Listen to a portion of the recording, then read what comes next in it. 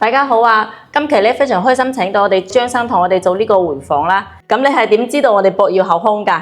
我朋友介紹嘅咯。我有個朋友嚟過做，跟住介紹我來嘅。哦，喺我哋呢邊睇過牙係咪？係啊。哦，咁你喺我哋呢邊依家係做咗啲咩治療項目啊？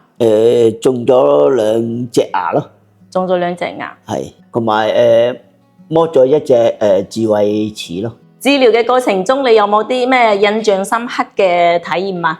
佢就見到我有啲牙爛咗咧，就同我補翻門牙嗰度，補咗少少咯，2隻咯。補咗2隻牙，覺得點樣？幾好咯，同埋就我聽我個朋友講就唔係太痛咯，種牙嗰陣時。種牙，你朋友係之前喺我哋呢度種牙，好似你都介紹咗好多朋友過嚟睇牙係咪？我哋啲比較朋友多少少，咁咧佢同埋咧年紀有翻咁大咧，多數都冇乜牙啦。你今日係陪朋友過嚟睇牙嘅哦？係啊，佢一個人啫嘛，咁陪佢過嚟。原本我太太一齊過嚟嘅，佢又唔舒服。我太太咧，佢話最尾嗰2隻咧大咗少少，想話醫生同佢磨細少少，磨下調下，係啊，調下。啊大咗少少啫。點知佢又唔舒服冇上嚟。咁就下次咯，下次再陪佢一齊過嚟咯。咁呢度睇牙嘅話，同香港有啲咩區別啊？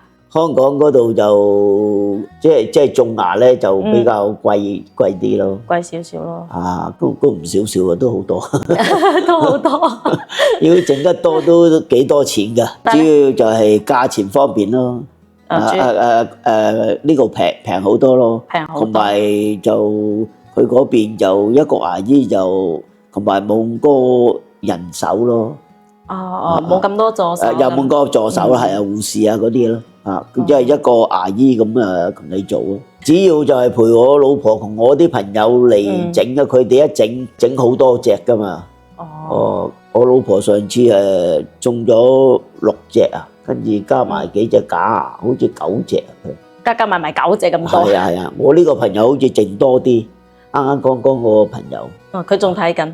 係啊。佢啲牙全部鬆晒啊，食唔到嘢。跟住就我同佢講，我哋喺呢度做幾好喎，你不如嚟上嚟做咗檢查，得嘅喺呢度做，起碼食到嘢啦。係咯。因為年紀大，去到呢個年紀，連嘢都食唔到，真係人生冇乜樂趣啊！好辛苦啊，主要係食嘢。係。賺咁多錢就係為咗好好食嘢啊嘛。係啦。咁依家咧有好多香港朋友咧，即係對於嚟內地睇牙咧就心大心細嘅。咁你依家即係有冇啲咩建議係俾我哋觀眾朋友㗎？即係話咧，你唔好睇嗰啲咧廣告啊，話講到話名人啊嗰啲咧，就要小心啲啦。之前我有個朋友就係睇咗某個嗰啲名人介紹啲廣告，哇，跟住咧就腫咗啊，仲要發炎啊，成個口啊，跟住翻到去香港嗰度醫咗成萬幾蚊，先至醫好。跟住咧就佢又係聽啲朋友嘅嚟你哋呢一間咯，嚟博耀係咪啊？係啊，因為佢話呢間咧就連鎖店咁樣咯，即係有啲歷史咯，有啲歷史比較好啲咯。4對行醫世家。係啦，同埋佢唔係賣廣告嘅。咁咗啲廣告費慳翻嘅，又可以平一點。係啊，慳翻。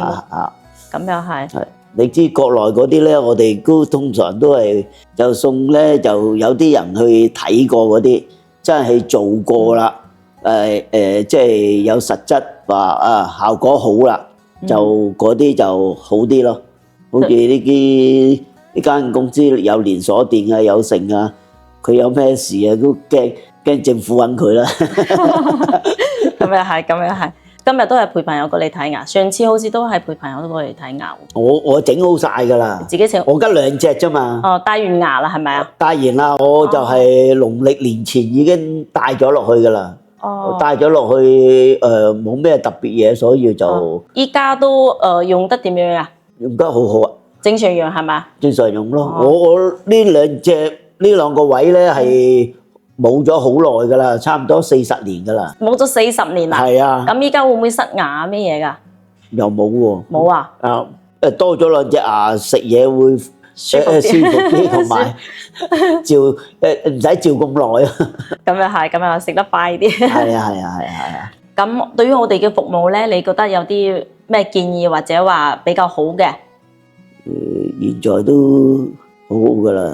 好㗎啦，多謝多謝。你睇牙啫，冇咩嘢咩特別服務嘅。主要係醫療做得好啊嘛。啊，同埋就係見到你哋嗰啲即係手術室咧，都幾乾淨啊，同埋比衞生幾衞生咯。衞生啊，比較衞生乾淨整潔。係啊，以前嗰啲見到嗰啲係比較好污糟。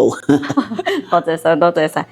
咁如果以後你屋企人啊或者朋友啊有睇牙嘅需求，你會唔會介紹我哋博裕口腔啊？我一定會啦，一定會，因為我同我幾個朋友做咗都冇咩問題，比較有信心啲咯。你去揾第二度嘅又唔知佢有咩衞生啊或者咩問題嘅，你就麻煩咯。啊，反正又唔係話個價錢同差唔多啫嘛。差唔多價錢，大家都差唔多。你唔講香港，你知你個搜尋到資料，香港係同而家呢個係幾倍價錢噶嘛，唔同啊嘛。咁依家啲牙齒整完啦，你覺得滿意嗎？滿意，冇問題啊。佢有跟蹤噶嘛，上次今次問我做完之後都有用 WeChat 啊問我有冇問題啊咁嘅嘢，我話冇問題喎，咁樣我都做得很好喎。即係我哋嘅售後啊，會有保障啲咯。係啊係啊。每半年咧，我哋都會約啲客人過嚟，即係你做完治療之後，每半年我哋都會約翻嚟過嚟覆診、檢查、維護呢啲都會做嘅。即係所以呢個售後服務嘅話係可以放心嘅。係啦，最主要就係檢查嗰陣時咧，就係做唔做到啊，同埋即係有個建議俾你咯，唔會話喂你即刻做啊，或者咩嘢賺咗你嗰個錢先咯。有啲做唔到啊，即刻啊咁樣就會話俾你知咯。同埋你檢查嗰度係唔收費噶嘛，有啲會收費噶。我哋呢度檢查暫時係唔收費嘅。係。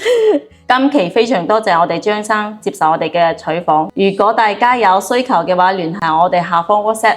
咁今期節目就到呢度啦，拜拜。